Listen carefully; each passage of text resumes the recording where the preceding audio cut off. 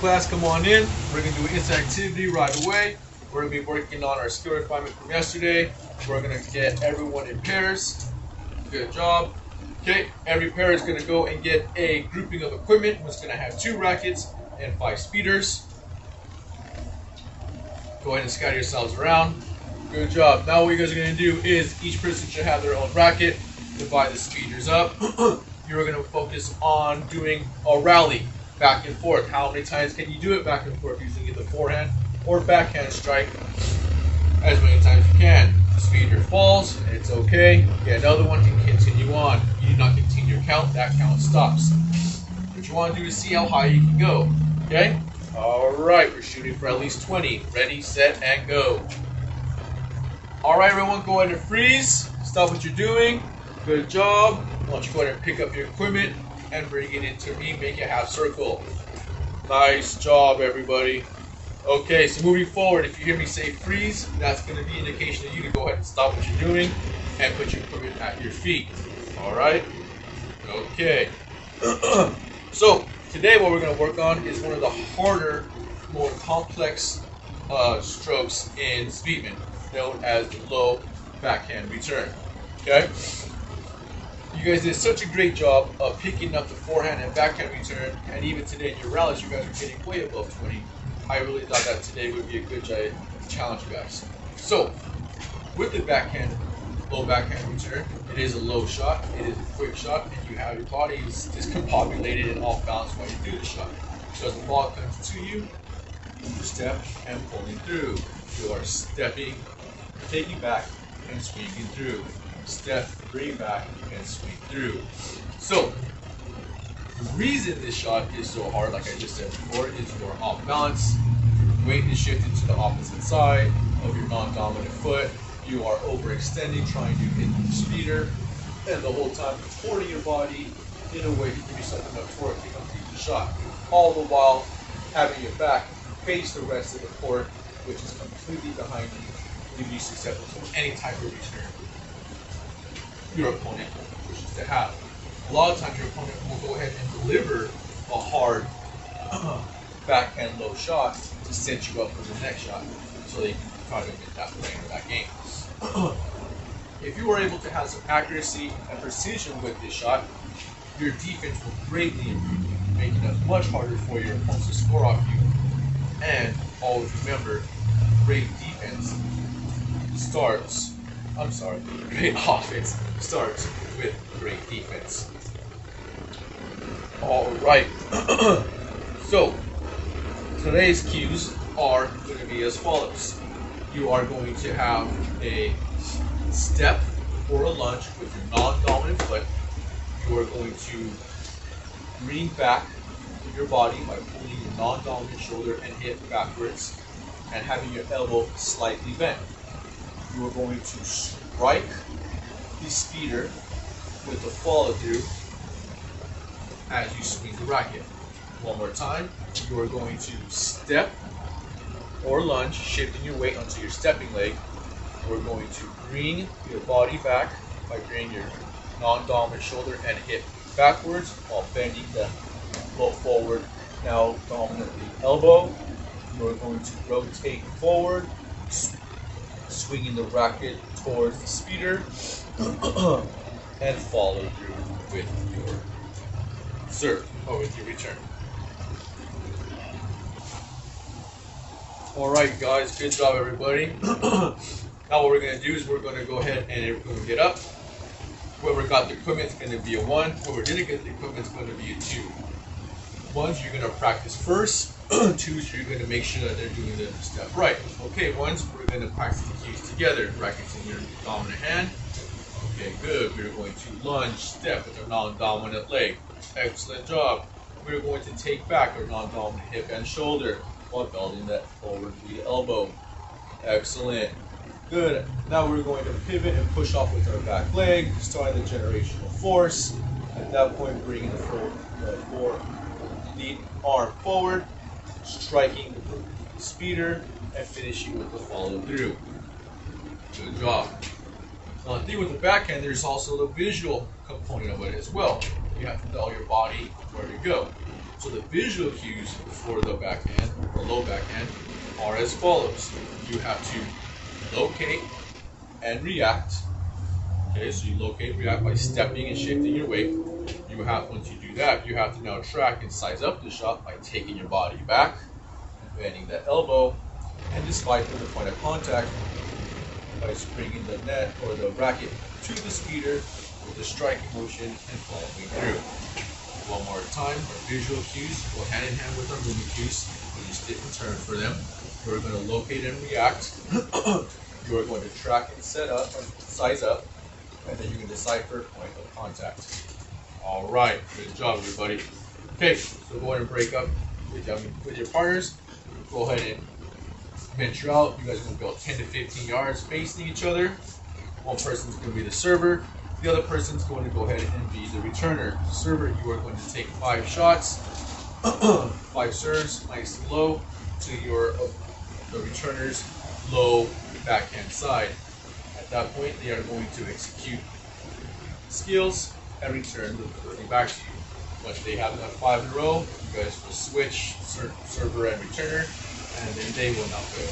Remember the movement cues, once again, are lunge, take back, and strike with a follow through. Lunge, take back, and strike with a follow through. Ready and begin.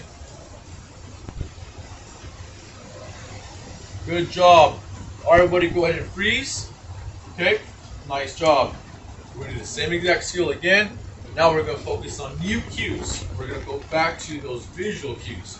So, same exact skill, except we're focusing on new cues, our visual cues of locate and react,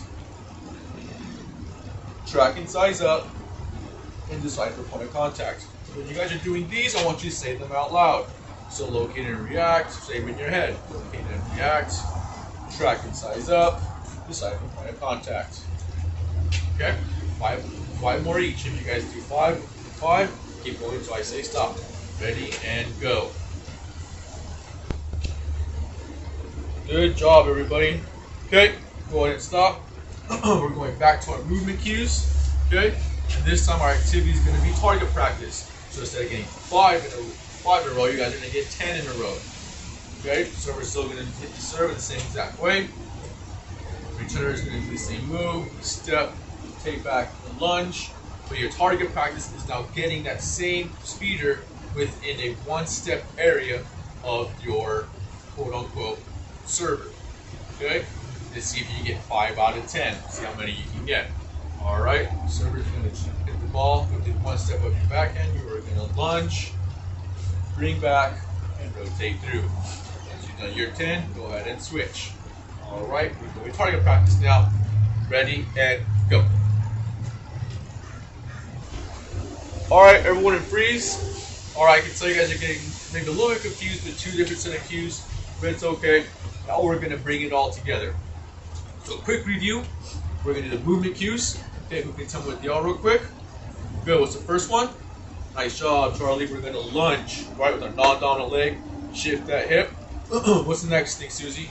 Right, go ahead and take it back with our, that's right, non-dominant shoulder and hip. Okay, and also bend the elbow. Good job, Jennifer. Bend that elbow. The last thing we do is, nice job, SB, strike and follow through. Those are our movement cues. They are body cues. What about our visual cues? Anybody? It's alright, we didn't touch on them very long, so we're touching on them again. Okay, so our movement cues are, you are going to locate and react. Okay, you are going to track and size up, and then you are going to decipher point of contact. Mr. Saldana, how are we going to learn all this with the 2 different set of cues? This is the activity where we bring them all together. So make sure you're somewhere where you can see me and hear me, so you can know how to put all the cues together. So now the new cues are this. Okay, we're combining the locomotor skills with the cognitive skills and putting it all together. So you are going to locate the speeder and lunge. Locate and lunge. Track and take back. Track the speeder. At the same time, take your body back. Lastly, you're going to decipher where you think it's going to go and strike. So, locate and lunge, track and take back, decipher, and strike. All right, everyone practice that. Reciting the cues out loud. Good job. Locate and track. Locate and lunge. Track and take back, decipher, and lunge. Good. All right, everybody. Now we're gonna get back into our groups. We're gonna have another activity or extension, and this time I'm gonna challenge you guys to now go ahead and now raise the roof. So when you guys are doing this and you bring your racket back, it's very important that as you finish your strike and follow through, you flick your wrist in an upward motion to try to give the speeder some momentum up in the air. Like we said at the beginning of this activity or this lesson, that this position leaves you vulnerable. What we're trying to do now is give you some time to get back in the ready position. So what we're going to do is the same exact drill. We're going to go 10 serves from your partner within one step. Now what you're going to do is you're going to track and lunge. Locate and lunge, track and size up. And then what you're going to do is you're going to go ahead when you hit the ball, hit the speeder, you're going to hit it up in the air to make your partner either have to extend up to get it or make them go backwards to get it, right? Giving you that time you need to go back in the middle. So 10 times in a row, so if you get at least 5 of them, get your partner to extend the arm and raise the roof.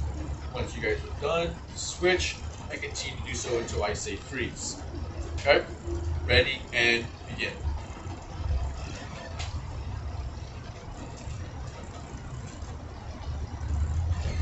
Good job, everybody. All right, go ahead and stop. I want to pinpoint Chuck and Larry over here. They're doing a really good job of stepping with that foot, leaning back, getting that face of the racket all the way back, and giving it some air. Nice job, you two. Okay, last skill we're going to do is what do we do if we have to take more than one step?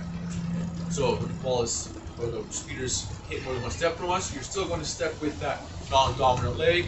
And then you're going to step with that dominant leg. Now you are going to bring it back and follow through. So the only thing is you're adding a step. Okay? You don't bring a racket back until you're ready and close enough to do so. So you take the first non-dominant, dominant, back, and swing. Non-dominant, dominant, back, and swing. So this new drill is called a two-step. Your server is now hitting the speeder within 2 steps of you, or more than 1 step from you. You are now down, track it down, and return it back to your partner. Try to get it within 2 steps of them, 5 out of 10 times. After each one's done 10, go ahead and switch. Ready and go. Good job, everybody. All right, we're going to stop. So at this group, keep going. I want you guys to look at Sam and Alex over there. They're doing a really good job of stepping with their non-dominant leg and then their dominant leg. If you step with your dominant leg and non-dominant leg, you'll get enough torque to bring the speeder back. So always make sure you're stepping with the non-dominant leg first. Okay? Go ahead and begin. All right, everyone, go ahead and freeze. Bring it back in. Bring your equipment with you. Just make a half circle around this. Hold on. Nice job, everybody. All right. So we got a couple of questions to wrap up today's lesson. The first question is the low backhand serve an easy return to do? No. You're right, Charlie. It isn't. Why not? Well, that's right. It's harder to be skillful at, and it's hard to get back into the ready position, right? Because you're off balance, you're extended out, and your back is moving towards the rest of the court. Good job. Pretty much I just answered my last question. Why does this leave you susceptible? Because the back is well facing the court, right? And you're susceptible to any shot that you're want to give toward back towards you. Where should you aim your speeder on your return? Should you go low? Aim right to them? Should you make the move? Well, today we said we should want to make it high, but honestly, the correct answer is to make the move. You can make the move either by going high or back to the left or away from themselves. That's give you the time to get your body back in a ready position so you can go from your reactionary position to a more ready position. The last question of today is, why is it important for the beginner to teach high? Because you can now raise every week at that time. Right. That's both my questions today. All right, class. Well, good job. Have a great weekend, and we will be going over some gameplay with Stephen next Monday. Okay. Thanks a lot. Bye bye.